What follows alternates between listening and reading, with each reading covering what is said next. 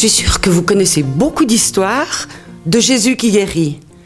Un paralytique, un aveugle, de Jésus qui aime les enfants, qui leur parle, à la limite qui leur fait des chatouilles.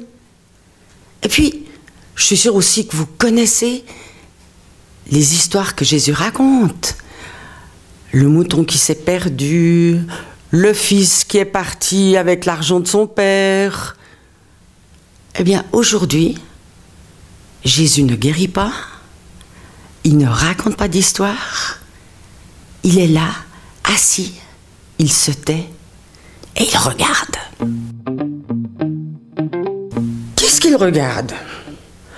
Eh bien, il regarde le temple. Le temple, c'est la maison de Dieu qui se trouve à Jérusalem. Et dans cette maison de Dieu, on allume des lampes, on fait des sacrifices, on vient pour parler à Dieu, pour recevoir ses conseils. Et Jésus est là, et il regarde. Il est avec ses amis, avec ses disciples, et il regarde les gens qui rentrent. Alors je pense que c'est un samedi, parce que c'était le jour de congé, comme nous on a le dimanche. Et puis le samedi, jour de congé, ça s'appelle le sabbat. Et c'est un jour particulier où les gens viennent pour s'approcher de Dieu. Qui est-ce qui vient ? Eh bien, il y a une quantité de personnes qui arrivent avec des moutons, des chèvres, avec des tourterelles. Et ils viennent pour faire des sacrifices, c'est-à-dire pour les donner à Dieu. Et puis quand le sacrifice est fait, eh bien, ils mangent tous ensemble. C'est comme une fête.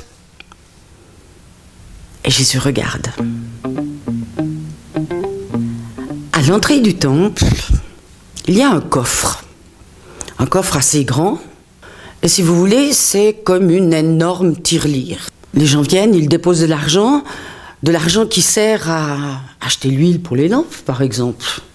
Ou bien à payer les ouvriers qui font des réparations. Et puis dans la loi de Dieu, on demande de donner de l'argent. En général, si on avait par exemple quelque chose comme 10 € ou 10 francs, on donnait 1 franc. Ou bien si on avait quelque chose comme 100 francs ou 100 €, on donnait 10 francs. C'était plus ou moins obligatoire. Et Jésus regarde. Tiens, qu'est-ce que je vois là ? Waouh! Ce monsieur s'appelle un pharisien. Un pharisien, c'est quelqu'un qui est très, très précis pour faire la loi de Dieu. Par exemple, ses sous, il les met vraiment dans le coffre. Même plus que ça. S'il récolte beaucoup de légumes dans son jardin, il en prend le 10% pour le donner pour le temple. Il est aussi très respectueux du sabbat, du samedi.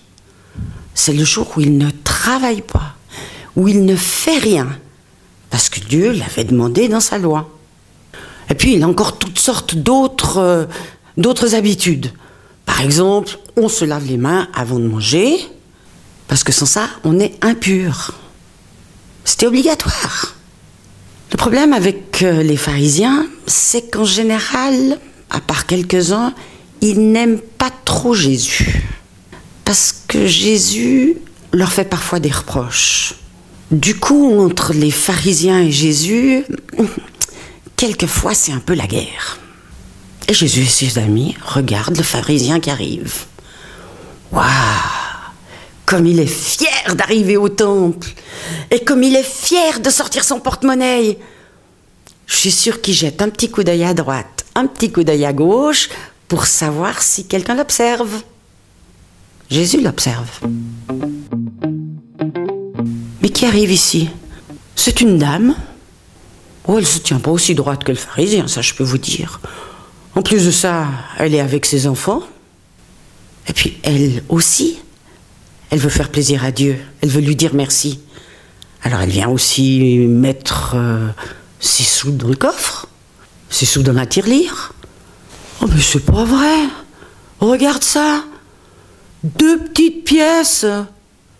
Oh, mais ça fait même pas 5 centimes. C'est pas sérieux. Elle se moque de Dieu. Ça, c'est sûr que ses amis, les disciples, lui ont posé des questions. Ils lui ont dit, mais tu as vu ce pharisien? C'était formidable. Non, mais puis cette petite dame, oh, franchement, est-ce que ça valait la peine? Alors Jésus, qui s'est tu pendant longtemps, eh bien, il commence à parler. Et il dit, on va réfléchir un petit peu à cette histoire. Le pharisien, quand il rentre chez lui, il a encore quelque chose à manger. Il a encore des légumes dans son jardin.